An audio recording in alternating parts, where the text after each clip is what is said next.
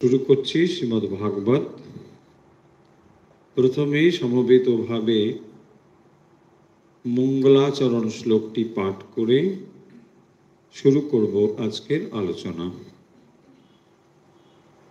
ওম মূকং করোতি বাচালং পঙ্গুং লঙ্ঘয়তে গিরিম यत्कृपातमहं वन्दे परमानन्दमाधवम्।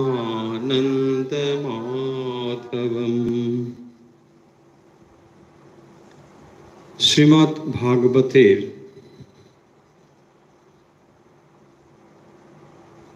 দ্বিতীয় স্কন্ধ আলোচনা হচ্ছিল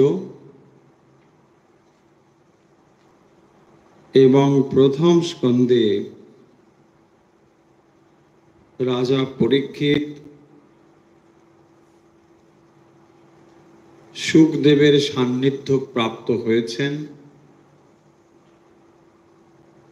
তার কাছে তিনি আসন্ন মৃত্যু মানুষের কি কর্তব্য সেই বিষয়ে প্রশ্ন রেখেছেন।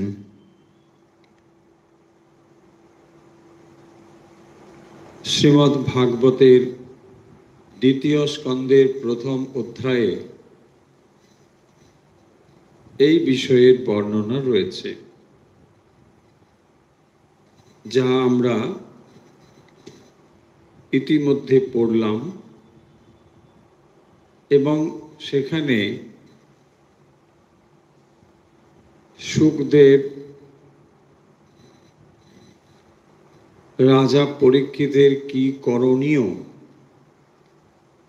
সে বিষয়ে উপদেশ দিয়েছেন। মন থেকে ভয় সরাতে বলেছেন এবং অন্তরে ভগবানের রূপ চিন্তা করতে বলেছেন। এখন ভগবানের তিনি কি রূপ চিন্তা করবেন, তাই প্রথম অধ্যায়ে ভগবানের বিরাট রূপের কথা বলা হয়েছে। শ্রীমদ্ ভাগবতের এই হলো বিশেষত্ব যে যেখানে এই সমস্যা রাজা পরীক্ষিত উপস্থাপন করেছেন শুকদেবের কাছে, সেখানে কখনোই তিনি একথা বলেননি যে এই সমস্যাটি তার নিজের, বরং এই সমস্যাকে তিনি সমগ্র মানব জাতির সমস্যা বলে মনে করেছেন। এখনকার ভাষায় বলতে গেলে সমস্যাটিকে তিনি কাস্টমাইজ করেননি, জেনারেল ওয়েতে উপস্থাপন করেছেন। লক্ষণীয়, শুকদেবও এর উত্তর যেমন সবার মতো হতে পারে সেভাবেই বলেছেন। ঠিক একই রকম অবস্থা আমরা খুঁজে পাব শ্রীমদ্ ভাগবতের, যেমন আমরা বললাম গীতার মধ্যেও ঠিক একই ব্যাপার রয়েছে।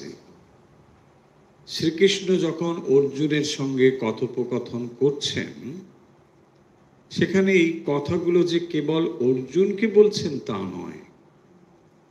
সমস্যা হয়তো অর্জুনের, কিন্তু যেভাবে তিনি উত্তর দিচ্ছেন আসলে এটি সমগ্র মানব জাতিকে লক্ষ্য করে।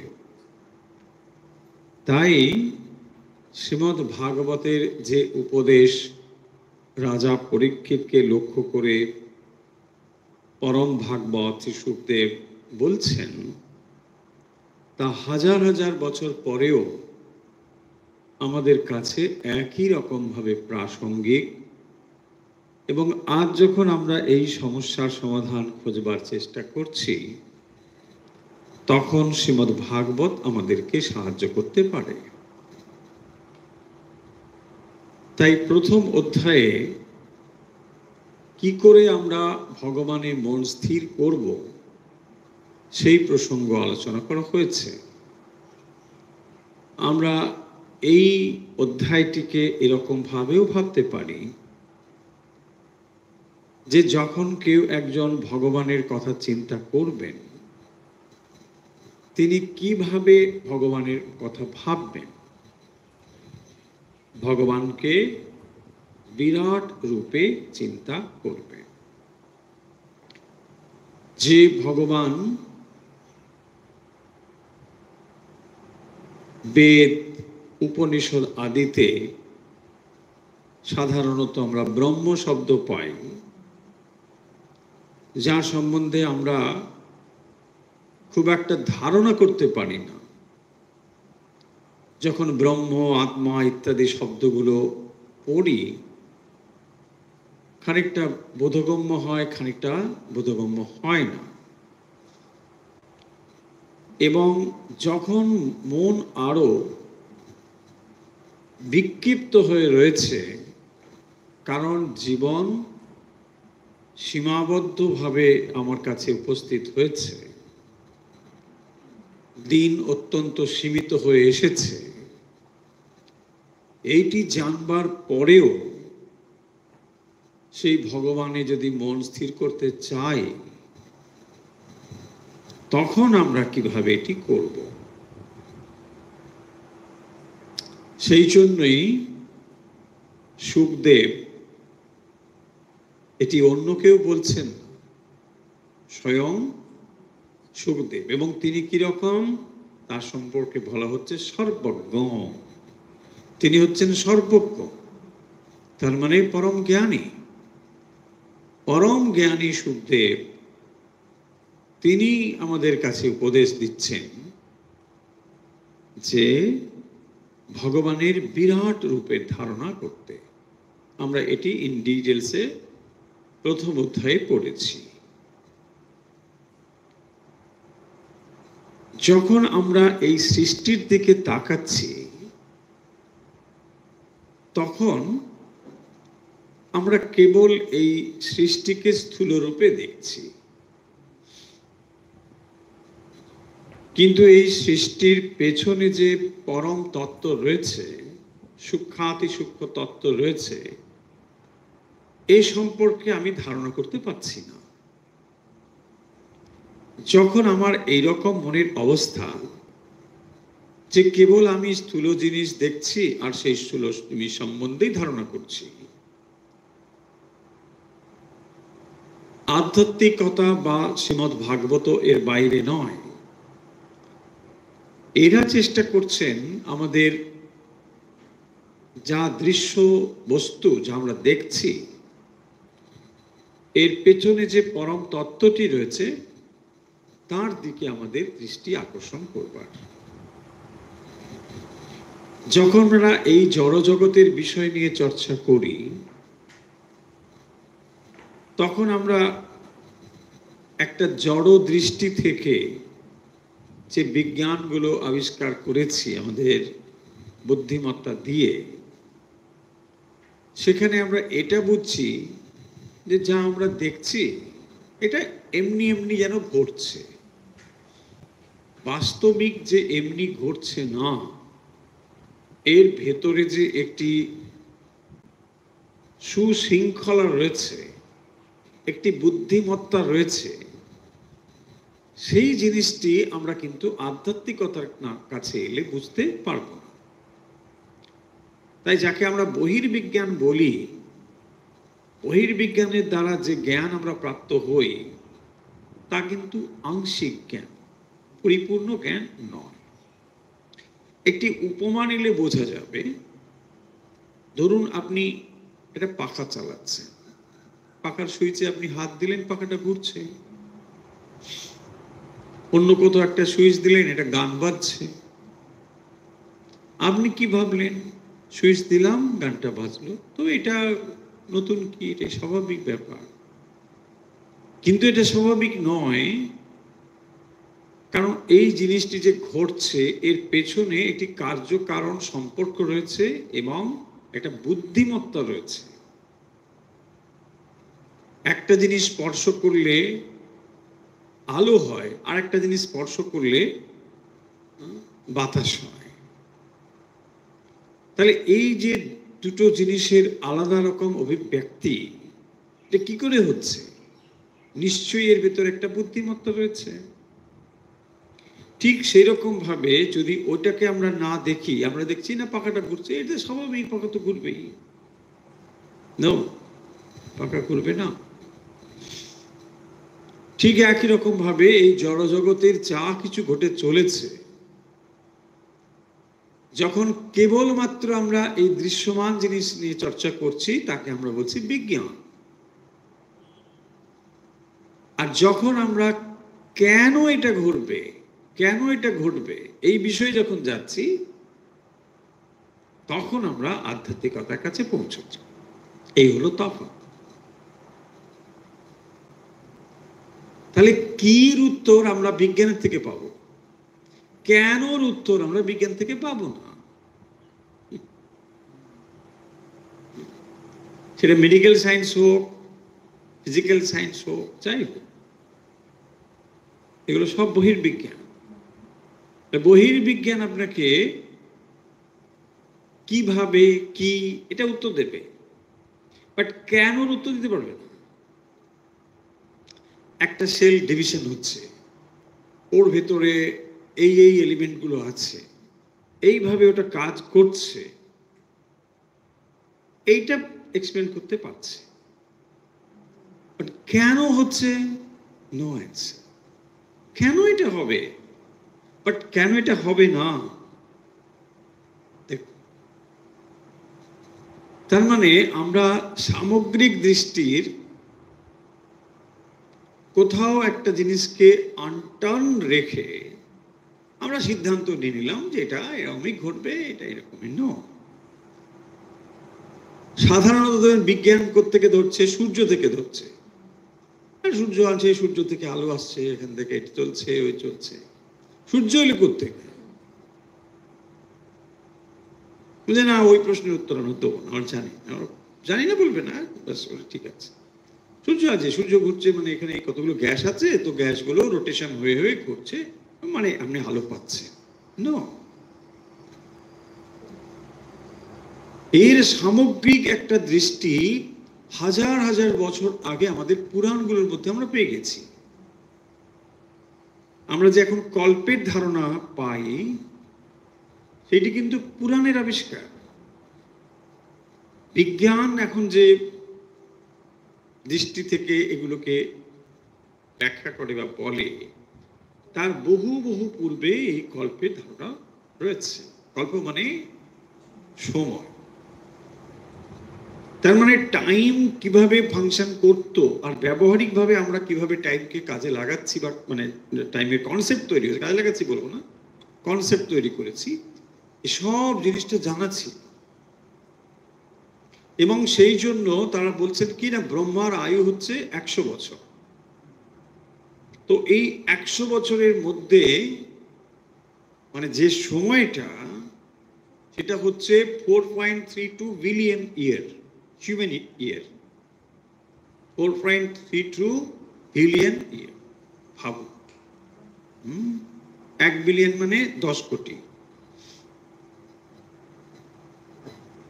এবং সেই হিসেবে এখন আমাদের যে ব্রহ্মার আন্ডারে আমরা এখন কাজ করছি,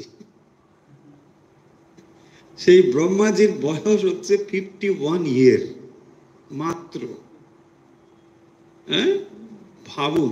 তাহলে মাঝামাঝি এখন ব্রহ্মাজি এখন আরো এতগুলো বছর বাকি আছে, তার ভেতরে আরো কত রোটেশন চলবে। এই একটা কল্প শেষ হলে কল্পান্ত হলো, মহাকল্প। ব্রহ্মা চলে গেল, নতুন ব্রহ্মা আসবেন, তো আবার নতুন করে সৃষ্টি হবে। বলছে বাবা, আজকে এই কথাগুলো বলার কি মানে, একটু পরে সেটা বোঝা যাবে। আজকে এই কথাগুলো কেন বলা হচ্ছে তার মানে বোঝা যাবে। দ্বিতীয় স্কন্ধে দ্বিতীয় অধ্যায়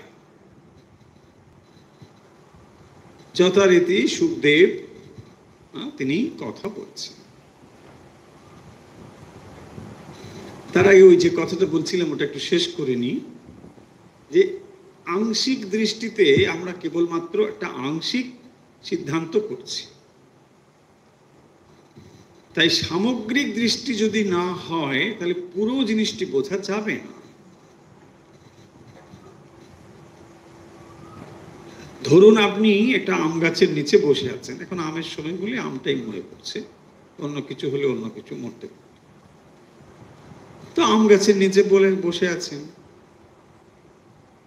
কেউ একটা দূর থেকে ধরুন ঢিল ছুঁড়ে হোক কোনো কিছু ছুঁড়ে হোক একটা আমকে আঘাত করেছে, এখন আপনার কোলে এসে আমটা পড়লো,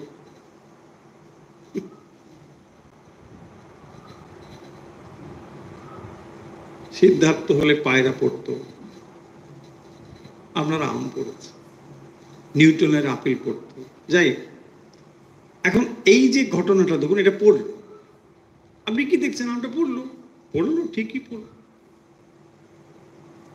কিন্তু এইটা দেখা গেল না যে কে এটা কে, তার মানে একটা কেউ করেছে, তারপরে আপনি এটা পড়তে দেখছেন, বাট ওটা যখন দেখতে পাচ্ছেন না, পয়েন্টটা এটা বলতে চাই, এক্সাম্পলটা ইম্পর্টেন্ট নয়, পয়েন্টটা হলো যে যেটা আমি দেখতে পাচ্ছি না তার মানে আমি বলছি ওটা নেই, না এটা না। দেখতে না পাওয়াটা অনস্তিত্ব নয় বা অপ্রমাণ হয়ে গেল তা নয়, দেখতে পাচ্ছি, ঠিক আছে, এইটি হচ্ছে সামগ্রিক দৃষ্টি। আধ্যাত্মিকতা মানে হলো এই সামগ্রিক দৃষ্টি। যখনই এই সামগ্রিক দৃষ্টিটা আপনি বুঝতে পারবেন তখনই দেখবেন সৃষ্টিও যেমন সত্য, স্রষ্টাও তেমন সত্য। তা না হলে তারা কেবল বলবেন সৃষ্টি সৃষ্টি, স্রষ্টা বলছেন, অর্থাৎ কোনো একটা বুদ্ধিমত্তা ছাড়া এই টোটাল সিস্টেমটা কি কাজ করবে? কি করে এটা হতে পারে? কি করে এটা হতে পারে, তাই না? এই জায়গাটি সুখদেব কি বলছেন দেখুন, আর কাকে বলছেন? আসন্ন মৃত্যু রাজা পরীক্ষিত। তো তিনি প্রশ্ন করছেন, সেবা আদি করেছেন, তাকে শ্রদ্ধা জ্ঞাপন করেছেন, এবং যা যা করবার রাজা তাকে, সুখদেব তাকে বলেও দিয়েছেন কি করতে হবে, কিভাবে তিনি স্নান করে উপবেশন করবেন, ভগবানকে কিভাবে চিন্তা করবেন, এসব বলে দিয়েছে। অর্থাৎ ভগবানের বিরাট রূপ সম্বন্ধে একটা স্পষ্ট ধারণা সেখানে দেওয়া হয়েছে, যে ভগবান এভাবেই বিরাজ করছেন, তুমি চোখের সামনে বিশালতাকে লক্ষ্য করো আর ভগবানের উপস্থিতি ভাবো, আবার ভাবো এই ভগবান অন্তর্যামী রূপে তোমার ভেতরে রয়েছে। তার মানে একদিকে তিনি যেমন এই বিশাল ব্রহ্মাণ্ডের মধ্যে আছেন, আবার তিনি ক্ষুদ্রাতি ক্ষুদ্র রূপে তোমার অন্তর্যামী রূপেও আছে। একটি যেন তার স্থূল রূপ, আরেকটি তার সূক্ষ্ম রূপ। আগে স্থূল রূপে ধারণা করো, তারপরে তাকে সূক্ষ্মভাবে ভাবতে পারবে। কারণ স্যাটেলিটি ভাবতে গেলে আগে স্থূলের ধারণা দরকার। স্থূল ছাড়া প্রথমে কিন্তু সূক্ষ্ম ধারণা করা সম্ভব নয়। সেই জন্য বাচ্চাদের বইতে ছবি থাকে, যখন আপনি বড় হয়ে গেছেন এই ছবিগুলো কোথায় গেল দেখবেন আর ছবি নেই। আপনি যখন ক্লাসে উঠে গেছেন একটু 9, 10, 11, বইতে কোনো ছবিই নেই, কি আশ্চর্য, তাই না? অথচ বাচ্চাদের বইতে ছবি না থাকে পড়বেই না। এই ছবি দাও, দেখি ছবি। তার মানে ছবিটাই ওকে আকর্ষণ করছে। যখন ম্যাচুরিটি হয়ে গেল তখন আর দরকার নেই। তবে অবশ্য মানচিত্রের কথা আলাদা, তাই না? মানচিত্র আপনি যতই বড় হোক, ছবি হ্যাঁ। এবারে দেখুন সুখদেব কি বলছে। আচ্ছা, যাদের কাছে বই আছে আছে, আর যাদের কাছে বই নেই নেই। ফলে বই যাদের কাছে নেই, হা হুতাশ করবার কিছু নেই। বই নেই, বই নেই, কি করি কি করি, মানে ভাবটা হচ্ছে এই, বই নেই তো আমি কি করবো, আমি তো এই তার জন্যই তো ভাগবতটা মানে বুঝতে পারছি না। বই থাকলে মানে আর কোনো কথা হবে। সেই জন্য বই বই নেই বলে এত চিন্তা করার কিছু নেই। যারা ইউটিউব থেকে দেখছেন, ওখানে ডেসক্রিপশনে দেখুন, শ্লোকগুলো পেয়ে যাবেন। আর যদি না পান, তাহলে কান খুলে শুনে নিন। কান তো খোলাই আছে, খোলা আছে, কিন্তু বাইরে নানা রকম বাতাস টাতাস আসছে, তো সেই জন্যে শব্দ দূষণ হতে পারে। শ্রী শুক উবাচে, প্রথম শুরু হচ্ছে অধ্যায়টি সুখদেবের কথা। দেখুন, সুখদেব যখন কথা বলছেন, এই কথাগুলো খুব ইম্পর্টেন্ট, তাই না? স্বয়ং মানে সুখদেব, সর্বজ্ঞ সুখদেব, সাধারণ মানুষ না, তিনি বলছেন। এবং ভাবুন, তার এই কথাগুলোর ভিতরে গুরুত্ব আছে বলেই হাজার হাজার বছর ধরে এই কথাগুলো চলে আসছে। শুধু আপনি আমি এটা আজ পড়তে বসেছি তা তো নয়।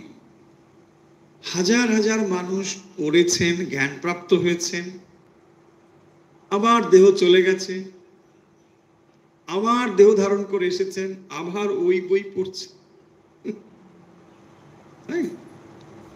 তার মানে দেখুন, একটা ধর্মগ্রন্থ কেবল একটি মানুষকে নয়, জন্ম জন্ম ধরে তাকে সাহায্য করতে পারে। কারণ এই কল্পে এই বইগুলো রয়েছে, পরের কল্পে আলাদা কথা, কিন্তু এই কল্পে এই বইগুলো রয়েছে। एवं पुरा धारणयात्मयोनिहि नष्टां स्मृतिं प्रत्यवरुद्ध तुष्टात् तथा ससर्ज इदं मोघ दृष्टिः अमोघ दृष्टिः यथाप्ययात् प्राग व्यवसाय बुद्धिः। খানিকটা বোঝা গেল, খানিকটা বোঝা গেল, এটা সংস্কৃত বলে মনে হলো, এটা ঠিক। एवं पुरा ধারণে আত্ময়োনিহি, আত্ময়োনিহি শব্দগুলো দেখুন, আত্ময়োনিহি। আত্মজনী কে, কেন?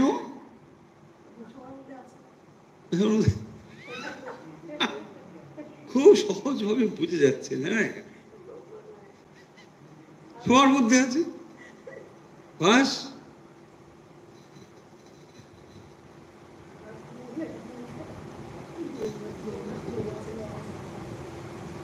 যখন সৃষ্টি শুরু হচ্ছে,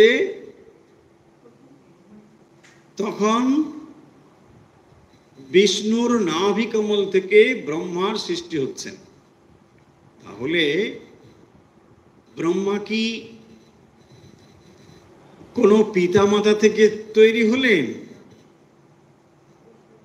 আত্মযোনিহি, এই হলো আত্মযোনি।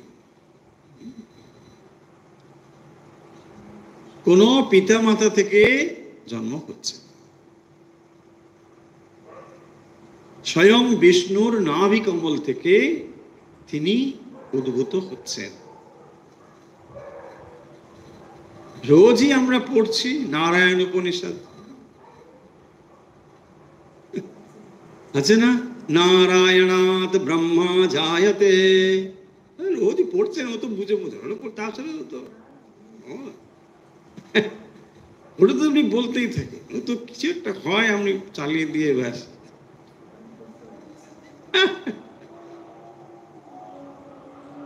নারায়ণাৎ ইন্দ্র জায়তে, নারায়ণাৎ রুদ্র জায়তে, আজকেই হয়েছে। They very purposefully I use it. So Narayan থেকে সব হচ্ছে। ব্রহ্মা হচ্ছেন প্রথময়াত। ব্রহ্মার অনেক রকম নাম আছে, কিন্তু প্রথময়াত, প্রথম তৈরি হচ্ছেন ব্রহ্মা। তিনি হচ্ছেন প্রথময়াত। এবং এই যে ব্রহ্মা আত্ময়নী, সেই ব্রহ্মা এবং পুরা ধারণয়া, এইরকম ধারণার দ্বারা ব্যবসায় বুদ্ধি, ব্যবসায়াত্মিকা বুদ্ধি, ভগবদ গীতাতে আছে না, ব্যবসায় মানে ব্যবসায়ী বুদ্ধি, ব্রেনের বুদ্ধি। ব্যবসায়াত্মিকা বুদ্ধি মানে নিশ্চয়াত্মিকা বুদ্ধি। হ্যাঁ, ব্রেনের বুদ্ধি না, কিন্তু ব্যবসা ব্যবসা তো হচ্ছে business. Business is everywhere, even in scripture also, তাই না? গীতাতেও পাওয়া গেছে ব্যবসার ব্যাপার, এখানেও পাওয়া গেছে ব্যবসা। সো ব্যবসায়াত্মিকা বলছেন ব্যবসায় বুদ্ধি, তার মানে নিশ্চিত বুদ্ধি এবং অমোঘ দৃষ্টি। ব্রহ্মা তুষ্টাৎ পুরা নষ্টাং স্মৃতিম, মানে কি? রাজা কে সুখদেব বলছেন যে এই যে বিরাট পুরুষের ধারণা আমি একটু আগে তোমাকে দিলাম, এটি কোনো মনোকল্পিত বিষয় নয়। একটা বলে দিলাম ব্যাস, বাচ্চাদেরকে বোঝানোর জন্য তো লোকে অনেক রকম গপ্প টপ্প বলে। বুঝি দেখি ওরকম একটা কিছু ব্যাপার, আপনি একটা যাতা কিছু বলে দিলেন। তাই বলছেন যে তোমাকে এই যে বিরাট পুরুষের কথা বললাম,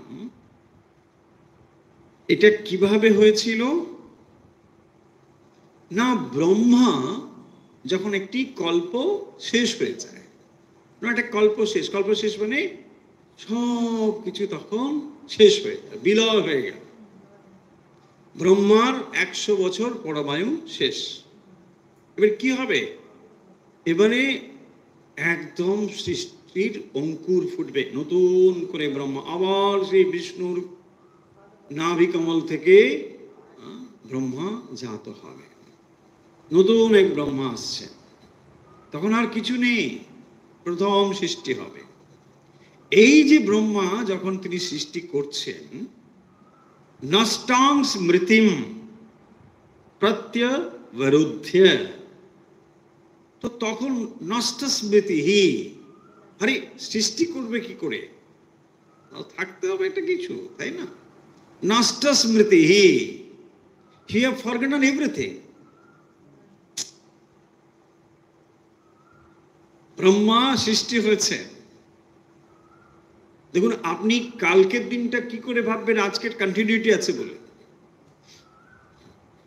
যদি সামহাও আমি ব্রেক করে দিই, আপনি কি করছেন না কিছু মনে নেই, হয় না? মানুষ এরকম শরীর শারীরিক অসুস্থতা হলে পরে সব ভুলে গেছে, কিছুই আর মনে পড়ছে। নষ্টাং স্মৃতিম, সৃষ্টি তত্ত্বের যে স্মৃতি মিন্স এই যে আমরা দেখতে পাচ্ছি বেদ জ্ঞান, সেখান থেকে সৃষ্টি হচ্ছে পরপর, এই কল্পে যা আমরা জানতে পারছি, এই জিনিসটি যদি চলে যায় তাহলে সৃষ্টি হবে কি করে? সেই জন্য বলছেন যে অব্যয়াৎ প্রাক ইদম বিশ্ব যথা তথা সসর্জ। তিনি তপস্যা শুরু করলেন, তারপরে এই সৃষ্টি বিলয় হওয়ার পূর্বে, অর্থাৎ এই কল্প যখন শেষ হচ্ছিল তার আগে যেরকম ছিল সেইটি ব্রহ্মাজির মনে উদিত হলো। কিভাবে? ওই বিরাট রূপের চিন্তা করার ফলে। ব্রহ্মাজি তপস্যা করে সৃষ্টি তত্ত্বের এই যে মূল বিষয়, যে এইভাবে তিনি সর্বব্যাপী রূপে বিরাজ করছেন, সূর্য, চন্দ্র, গ্রহ, নক্ষত্র, এই যা কিছু বলা হয়েছে, তার পা ইত্যাদি বলা হয়েছে না, এই সব রূপটি তখন ব্রহ্মাজির মনে উপস্থাপিত হল।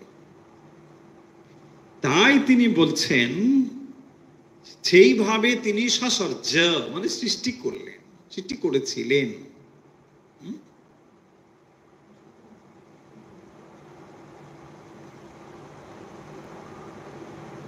সেই জ্ঞান তিনি প্রাপ্ত হওয়ার ফলে প্রলয়ের আগে ব্রহ্মাণ্ড যেরকম ছিল আবার তিনি এইভাবে সেটাকে সৃষ্টি করলেন।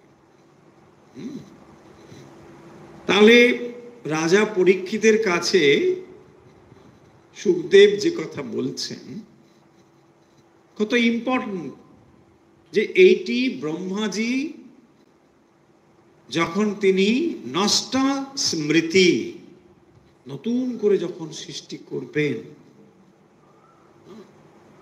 তখন তিনি পূর্বকল্পে ধ্যানমগ্ন অবস্থায় যে অবস্থা ভগবানের ছিল, এই বিরাট রূপ, এইটিকে মনে মনে তিনি নিয়ে এলেন। দেখুন, এই যে ব্রহ্মাজি সৃষ্টি করছেন, এটা কিভাবে? তার মন থেকে।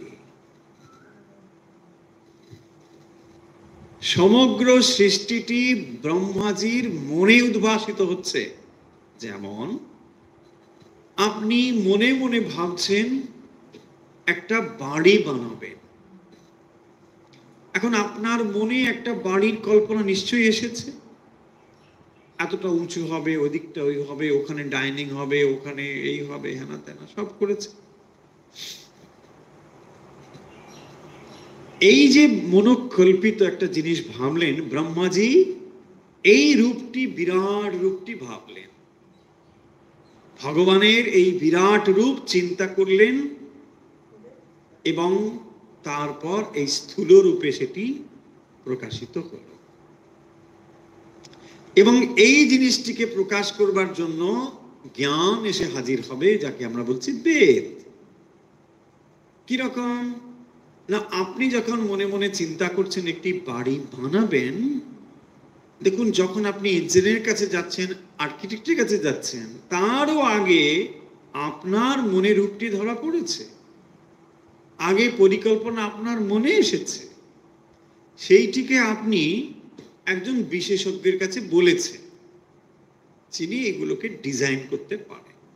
তাহলে এই ডিজাইনিং ব্যাপারটাকে আমরা কি বলছো? Knowledge. That is Veda. So এই সৃষ্টির যে নলেজ পোর্শন বেদ, তার আগে ব্রহ্মাজি এটাকে ভেবেছেন। কি ভেবেছেন? ভগবানের বিরাট। তাহলে প্রথম সুখদেব বলছেন, তোমাকে আমি যেটা বললাম আসলে এটা হচ্ছে যে এই ধারণা, এই নিশ্চিত বুদ্ধির দ্বারা অমোঘ দৃষ্টি আত্ময়নী, অমোঘ দৃষ্টি। দেখুন, আত্ময়নী ব্রহ্মা, তার বিশেষণ যাচ্ছে অমোঘ দৃষ্টি, অব্যর্থ দৃষ্টি, অমোঘ। সাধারণ মানুষের মনে স্মৃতিভ্রষ্ট হলে সব চলে গেল, তপস্যার দ্বারা তিনি যখন লব্ধ স্মৃতি হয়েছেন, তাকে বলা হচ্ছে অমোঘ দৃষ্টি, অব্যর্থ দৃষ্টি। সেখানে কোনো ভ্রান্তি নেই, এটা তিনি লক্ষ্য করেছেন। এবং তিনি এটা প্রাপ্ত হয়েছেন কোথায়? তুষ্টাৎ, ভগবানের সন্তুষ্টি বিধানের ফলে। ভগবানের তপস্যা করেছেন, তাই না? ব্রহ্মা কার তপস্যা করবে? ব্রহ্মা যদি তপস্যা করেন, ভগবানই তপস্যা করবেন, তাই তিনি করেছেন।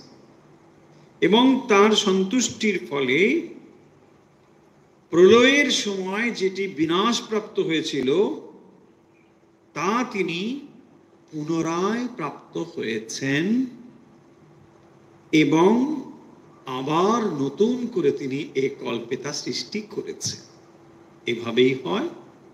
একটি কল্পে দেখবেন, এইটিকে শ্রীরামকৃষ্ণ বলছেন যে ওই একটা হাঁড়ি থাকে, নেতাকেতার হাঁড়ি, ওর মধ্যে গুছিয়ে রাখে শশার বিচি, কুমড়োর দানা, সমুদ্র ফেনা, বলছেন না?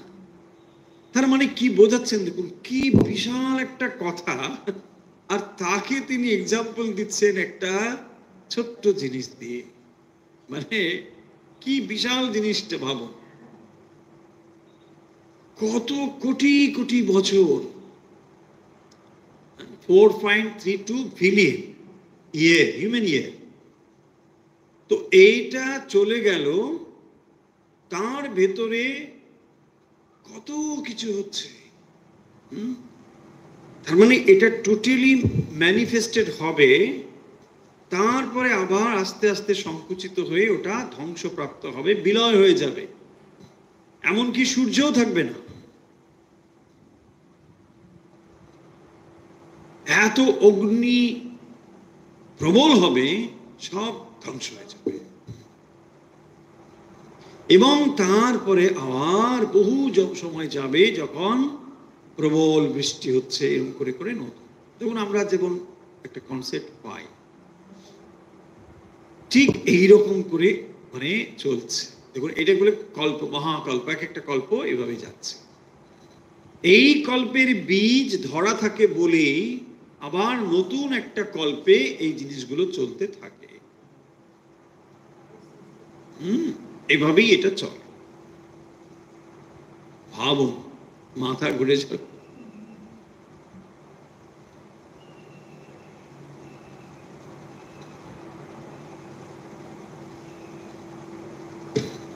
ভগবানের এই স্থূল রূপে মন যদি স্থির হয়, তাহলেই সূক্ষ্ম রূপের ধারণা করতে পারবে। স্থূল আর সূক্ষ্মের তফাৎ কি?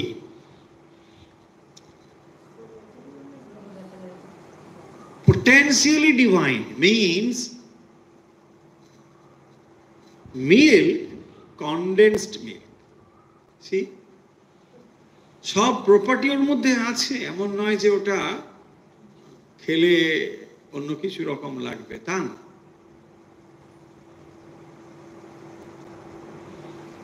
সামান্য মনে হচ্ছে, বাট এটা সামান্য নয়। তাহলে বিশালতার ধারণা আগে দিলে পরে তখনই ওই জিনিসটি সম্বন্ধে আপনি ধারণা করতে পারবেন।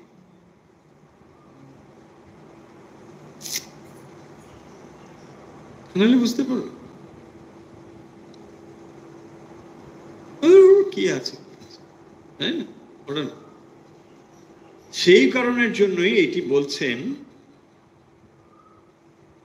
তারপরে যে বলছেন, একটা শ্লোক পড়ে দি না, নাহলে বলছে আপনি একটা শ্লোক নিয়ে এরকম করলে তো মুশকিল হবে। শাবদস্য হি ব্রাহ্মণা এষ পন্থা। এরপরে শ্লোকটি খুব সুন্দর। यन्नामभिर्धायति धीर पार्थे परिभ्रमं तत्र न विन्दते अर्थान मायामये वासनया शयानः।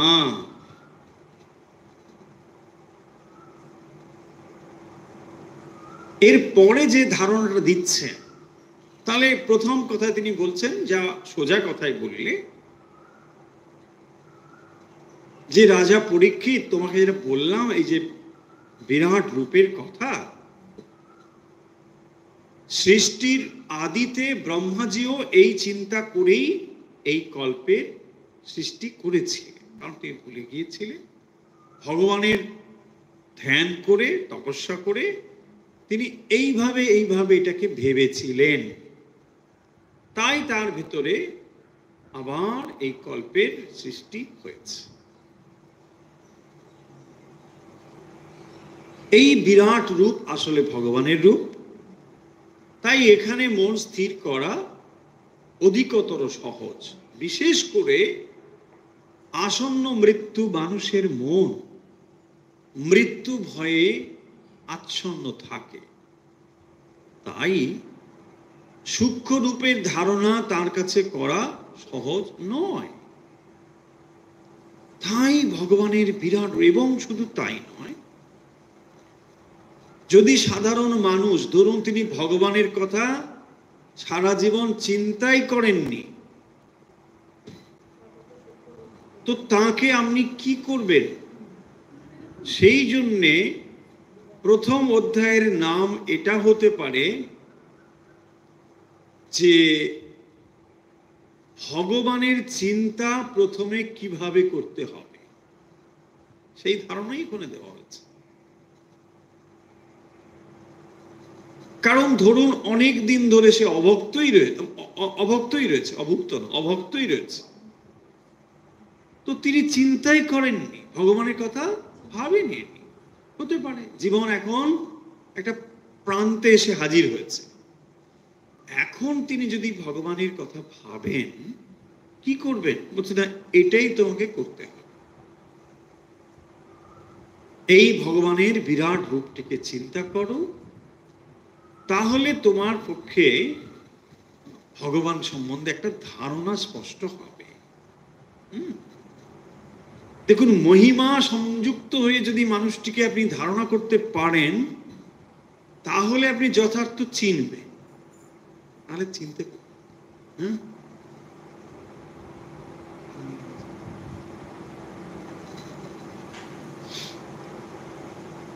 মেধা চৈতন্য মহারাজ একজন ছিলেন, নাম হয়তো আপনারা কেউ কেউ শুনেছেন, অনেক সিনিয়র ছিলেন, কিছু বছর আগে সরিয়ে গেছে, 104-5 বছর জীবিত ছিলেন।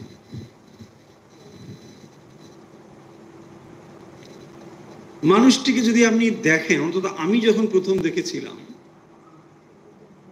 কোনোভাবেই তার প্রতি শ্রদ্ধা হওয়ার কথা ছিল না, কোনো দৃষ্টিকোণ থেকে তাকে শ্রদ্ধা করার কিছু ছিল না। তার দৈহিক সৌন্দর্য আছে, না বাইরের পোশাকের চাকচিক্য আছে, কিচ্ছু নেই, এত সিম্পল। কিন্তু ওই মানুষটির মতো এখনো, বেশি দিনের কথা তো নয়, 4-5 বছর আগে সরে গেছে, তো ওই মানুষটির মতো পাণ্ডিত্য মানে হাতে গোনা হয়তো কজনকে পাওয়া যাবে, এত প্রবল পণ্ডিত। আরে বাবা, এত, হ্যাঁ, আমার দেখার সুযোগ হয়েছে, আমরা একটা সান্নিধ্য পেয়েছি।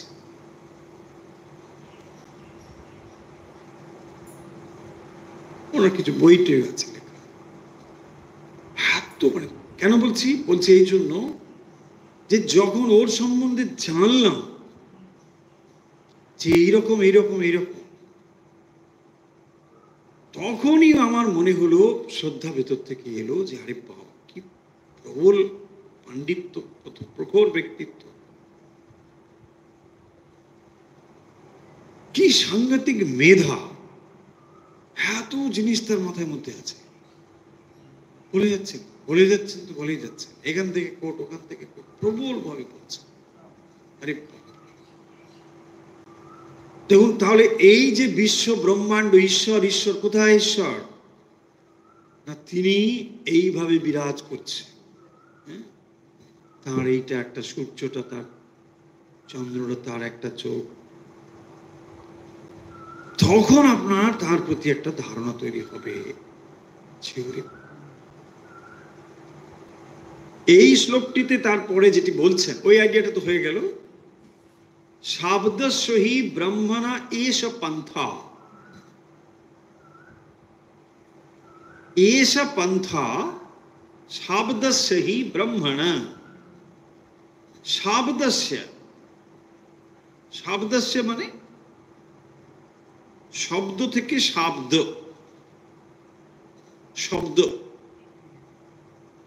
ব্রহ্মণ, শাব্দস্য ব্রহ্মণ। শব্দ ব্রহ্ম মানে হচ্ছে বেদ, সোজা কথা। শব্দস্য ব্রহ্মণঃ পন্থঃ।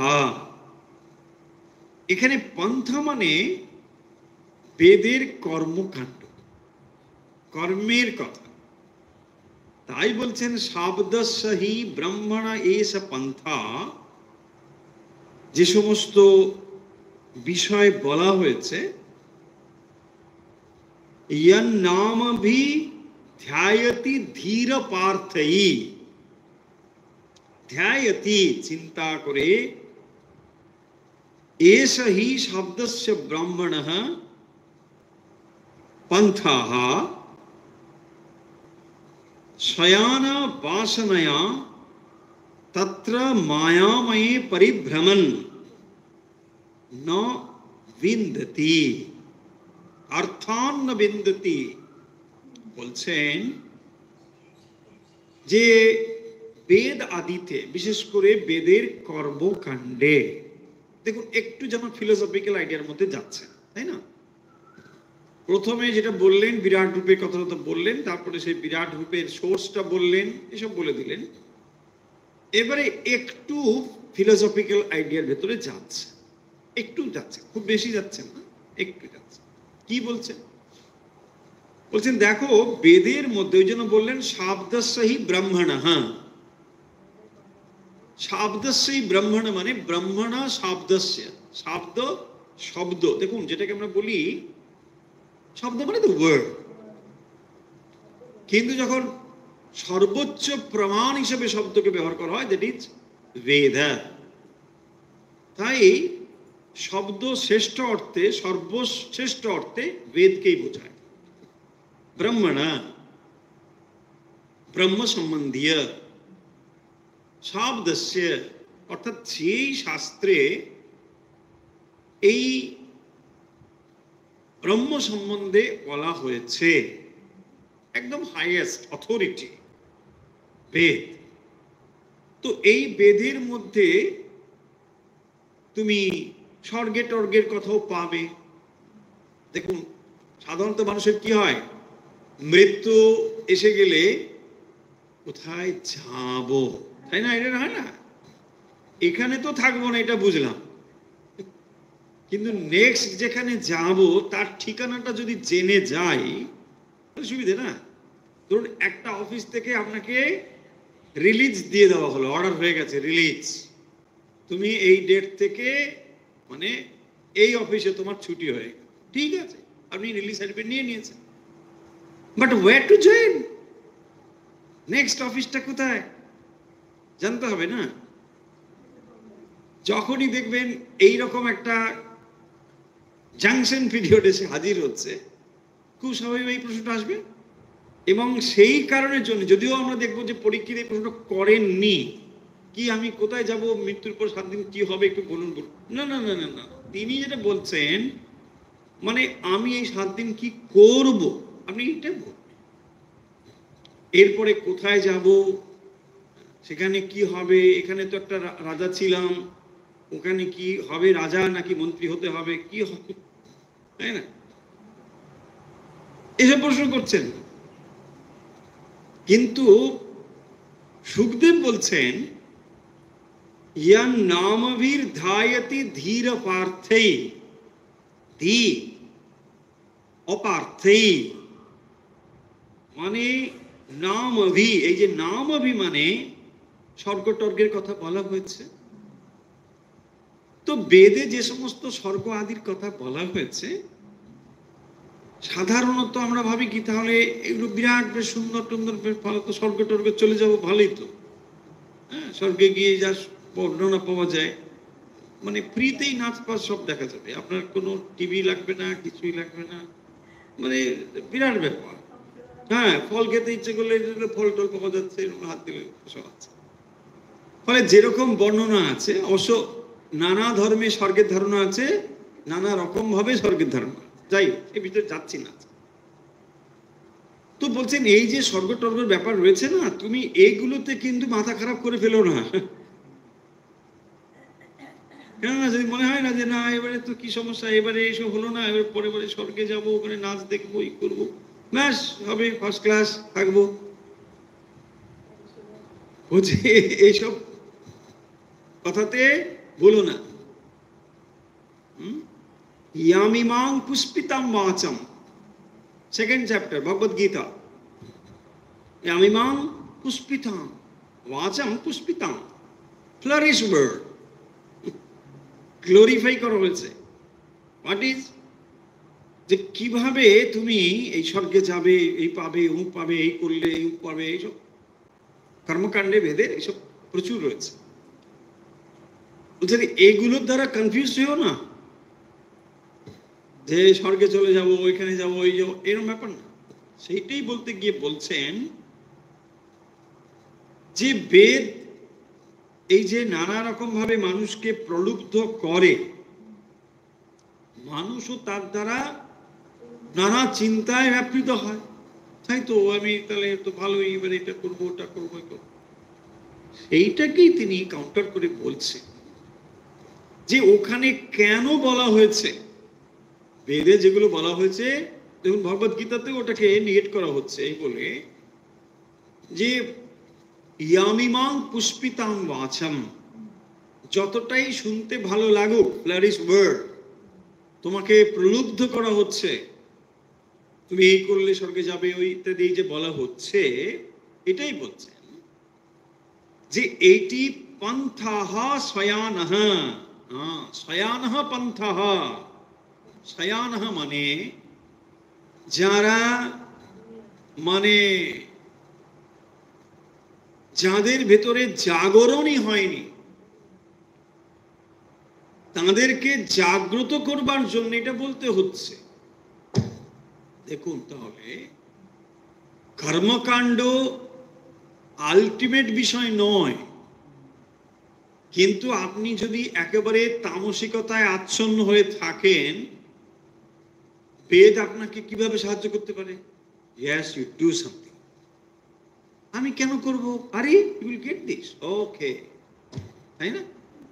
কি পাবো, আমার কি লাভ হবে? দেখুন প্রথম তো আমাদের এই বুদ্ধি কাজ করে। গীতা পড়ো, বলছে কেন, কি হবে, গীতা পড়ে কি লাভ হবে? তাহলে ভাই যাও, কি করছো করো, ব্যবসা করো, তাই না? যদি আপনি তামসিকতায় আচ্ছন্ন থাকেন, আপনাকে যদি সাহায্য করতে চাই, বেদ বলছেন তাহলে তোমাকে এইভাবে প্রগতি দরকার, জীবনটাকে জাগ্রত করতে হবে।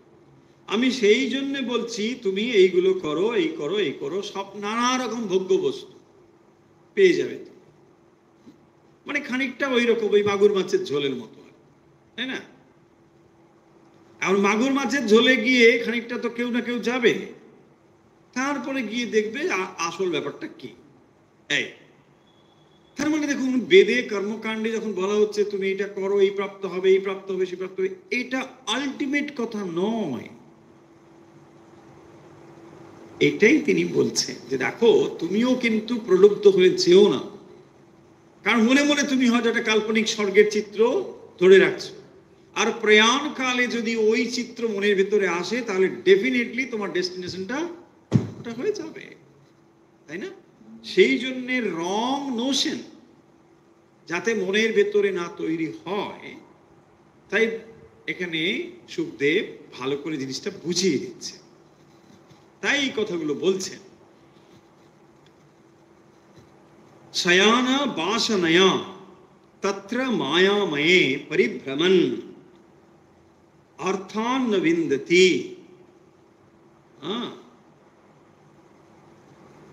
মায়াময় জগতে ভোগের বাসনায় পরিভ্রমণ করেও মানুষ কখনো সুখ লাভ করতে সমর্থ হয় না।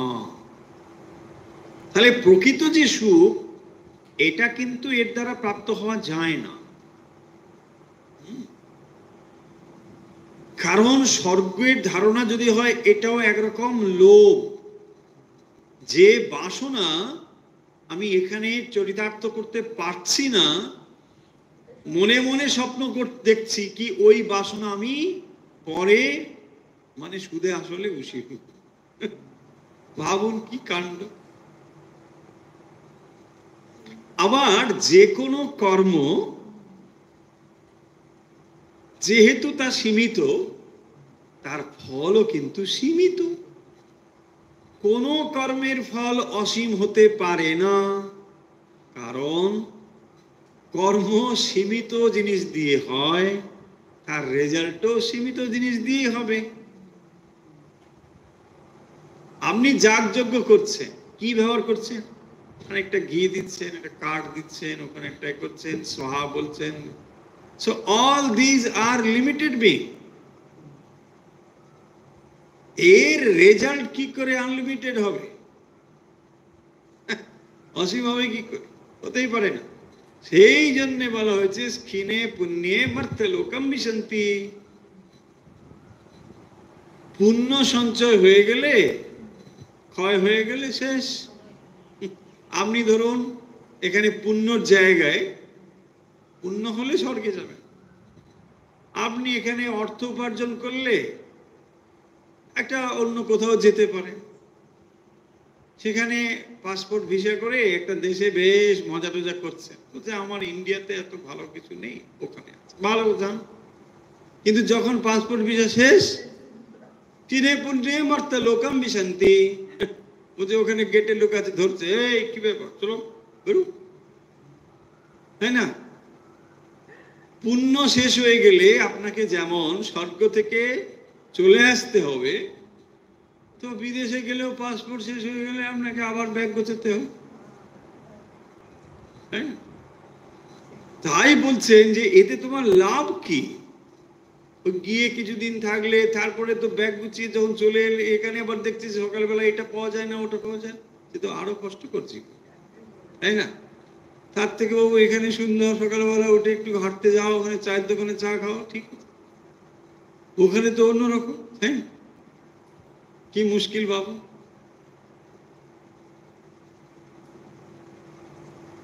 সাংঘাতিক ব্যাপার। কথায় কথায় বলছিল, বলছে মানে উনি বিদেশে কিছু ছিলেন কিছুদিন, মানে তারপরে বলছেন আরে বাপরে জীবন কঠিন জীবন। কেন? কোথায় উনি কি চা বানাবেন না কি করেছেন, মানে তাতে একটু বোধহয় কিছু হয়ে আগুনের কিছু একটা হয়েছে, মানে সঙ্গে সঙ্গে মানে লোক এসে গেছে, ওই ফায়ার ব্রিগেডের লোকজন এসে গেছে। বলছে এখানে কি হচ্ছে, স্মোক টোক হয়ে কেন, এসব কি হচ্ছে? বাপ রে বাপ, বলছে আমাদের তো এরকম কত হয়। ভাবুন, ওখানে যেমন তার প্লাস আছে মাইনাসও আছে। যাই হোক, সেটা পয়েন্ট না। পয়েন্ট হচ্ছে এই 2 নম্বরে যেটি বুঝিয়ে দিচ্ছেন, মায়াময়ী বাসনায়া শয়ানঃ। তো তাহলে যারা একেবারেই নিদ্রিত আছেন, আগে তো মনুষ্যত্ব অর্জন করতে হবে, তারপরে তো মুমুক্ষুত্ব আসবে, তাই না? আপনাকে তো একজন পারফেক্ট হিউম্যান বিইং হয়ে উঠতে হবে, তারপরে তো ধম্মকম্ম, তাই না? সেই জন্যই তো দেখুন, আপনি যদি কারো কাছে গিয়ে বলেন, বলছে না না না ও সব ফালতু, সব বেকার। বেকার মানে কি? তার মানে এখনো পরিপূর্ণ মানুষ হয়ে দেরি আছে, তারপরে না এই প্রশ্নগুলো আসবে। দেখুন, আমরা তো নানা স্টেজের মধ্যে রয়েছি, দেখতে যদিও সব মানুষ একরকম, তফাৎ থাকবে। এবং সেইটি বলছেন যে এই ধরনের মানুষকে জাগাতে গেলে এই কর্মকাণ্ডের কথা বেদে বলা হয়েছে। স্বর্গ আদি প্রাপ্ত হবে, শুধু স্বর্গের কথা কেন বলবো, এরকম অনেক কথা রয়েছে সেখানে। এই করলে এই করবে, তুমি ওই করলে শত্রু নিধন করতে পারবে, পুত্র লাভ করতে পারবে, এরকম বহু বহু বলা হয়েছে। যাগযজ্ঞের কথা প্রচুর রয়েছে।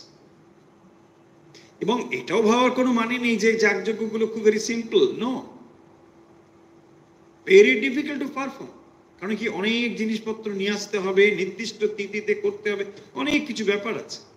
ইভেন দো এত কিছু করার পরেও রেজাল্ট ইজ লিমিটেড। ভাবুন, এত কিছু খাটাখুটি করে এত কিছু করলেন, ব্যাস। আপনি ভাবুন মিলিটারি চাকরি, এক্সাম্পল বলছি, ভাববেন মিলিটারি চাকরি করে আপনি খারাপ করছেন না। আপনাকে কত কিছু করে করে তারপরে ওখানে কোয়ালিফাই করে চাকরি, তারপরে সার্টেন একটা এজের পরে বলবে চলো না চাকরি, তাই না? ওই পয়েন্ট বলার জন্য এটা বলছি, মানে ভাববেন মিলিটারি খারাপ খারাপ না। তার মানে আমি বলতে চাই এত কিছু করে টোরে কতটুকু পাবে না, সামান্য।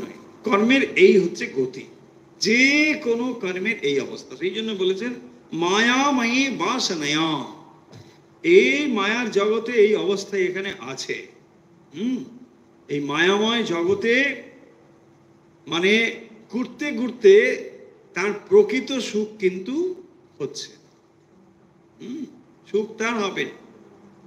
তাহলে রাজা পরীক্ষিত, তুমি অন্তত এটা জানো যে শাস্ত্রে, যে সমস্ত শাস্ত্রে মানে বিশেষত বেদের কর্মকাণ্ডের কথা বলছেন, সেই জন্য বলছেন শব্দশ্রী ব্রহ্মণা। তো ওখানে যে কথাগুলো বলা হয়েছে এইটাকে তুমি মানে ভেবো না যে এটা একটা বাস্তবিক সলিউশন হয়ে গেল, না, এটা কোনো সলিউশন নয়। কতগুলো তমগুণ সম্পন্ন মানুষকে কর্মের দিকে প্রবৃত্ত করবার জন্য ওই কথাগুলো বলা হয়েছে। আমরা বহুবার বহু প্রসঙ্গে বলেছি যে ধর্মের দুটো দিক আছে, একটি হলো তার জাগরণের দিক, অভ্যুদয়ের দিক। কি বলা হয়?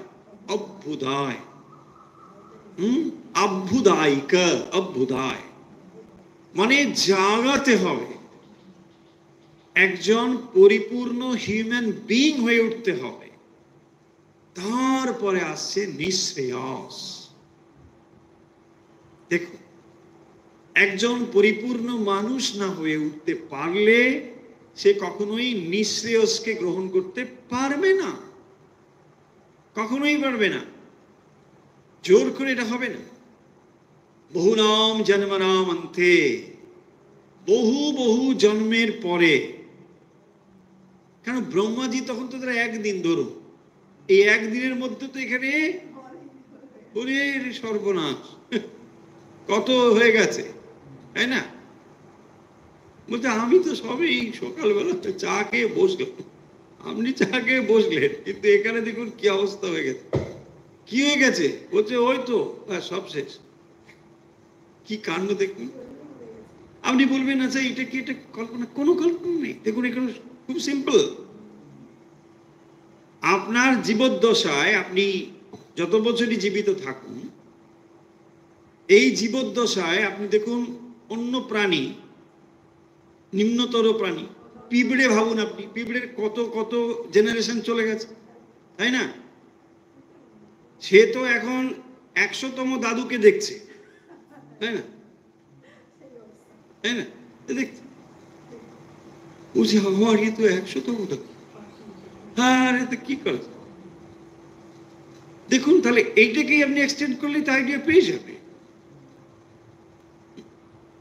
তাহলে পিঁপড়ের তুলনায় আপনি তো মশাই ভগবান, তাই না? পিঁপড়ে যদি মনে করে, আপনি তো ওর তুলনায় তো ভাবতেই পারছেন না। ও বুঝি কিরকম একটা দেখলাম, এরকম একটা মাথা উপর দিকে, কি কাণ্ড,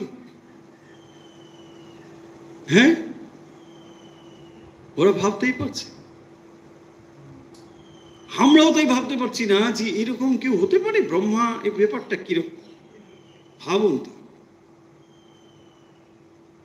এইভাবেই এই সৃষ্টি চলছে। তাই এখানে শেষ করছি।